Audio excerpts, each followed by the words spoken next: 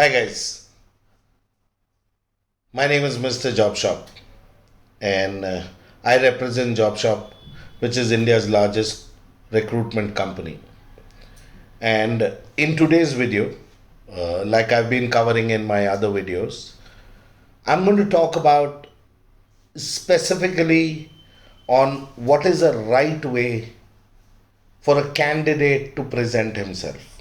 In my past videos, I have spoken about uh, communication and stability. Now let's marry both of them.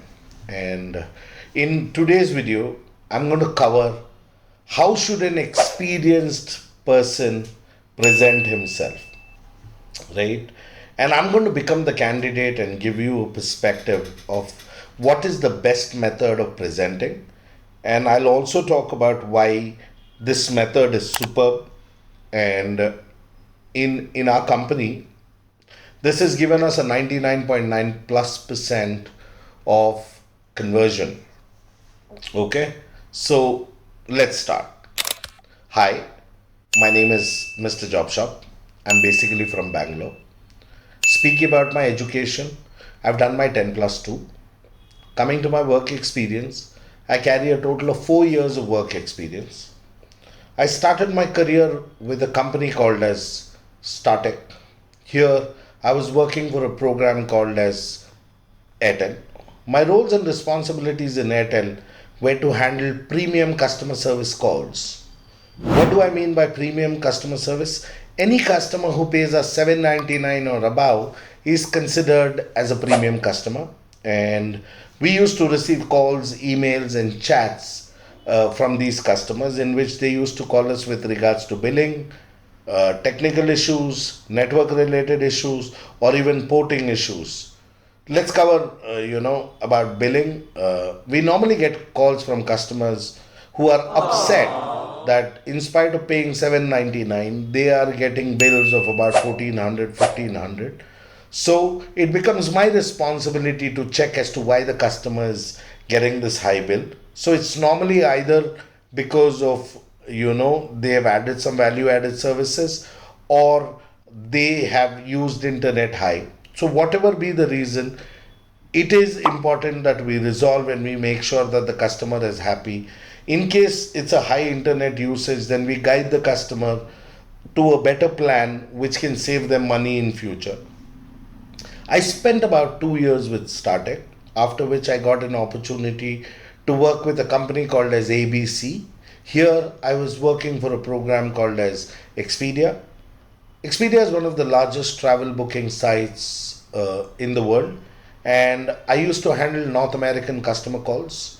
My roles and responsibilities in Expedia were to handle queries of customers who wanted to book flight tickets. These are customers who are ideally not comfortable booking tickets on the app or on the web. So they call us and we gather as much information as possible about the customer, on their travel dates, on their travel time, are they flexible with their travel dates. So according to what the customer wants, it becomes my duty to offer them the lowest fares or give them the best flying options that is available.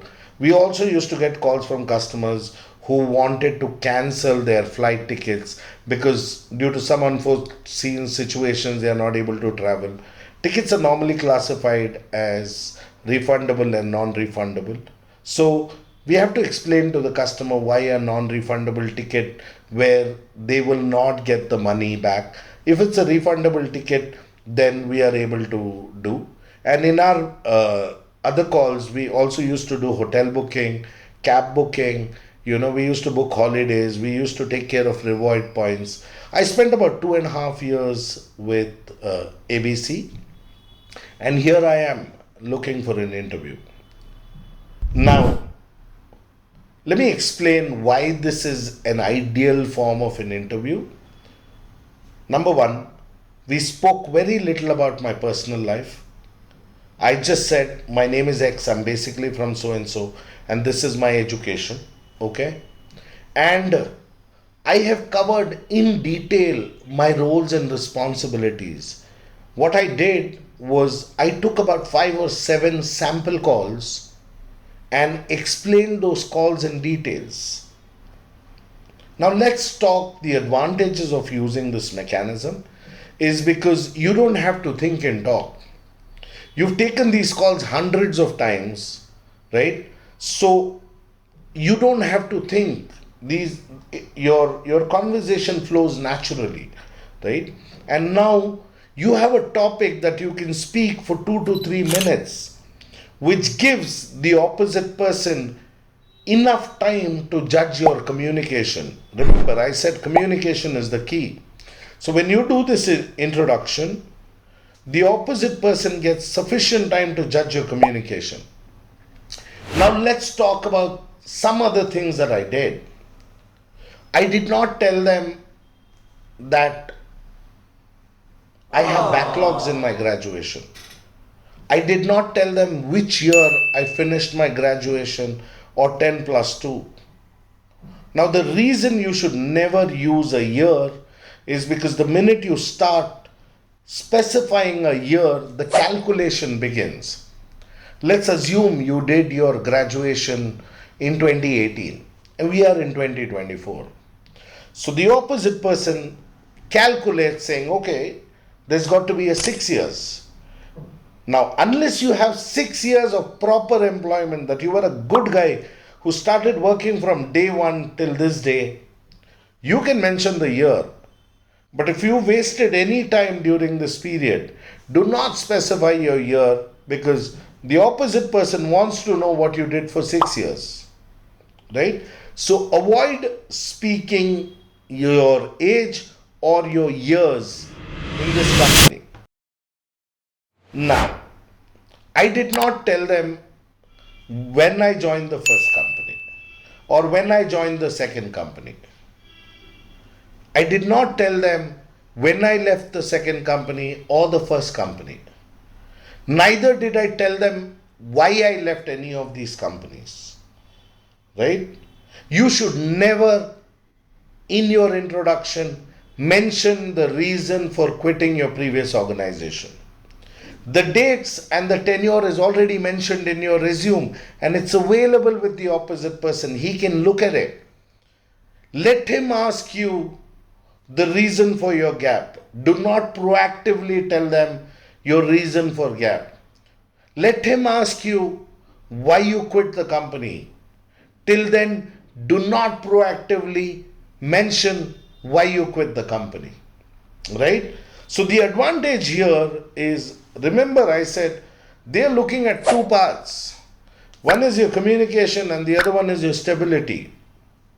Okay? As an ops manager, I'm not going to find every candidate that can speak fluently like you.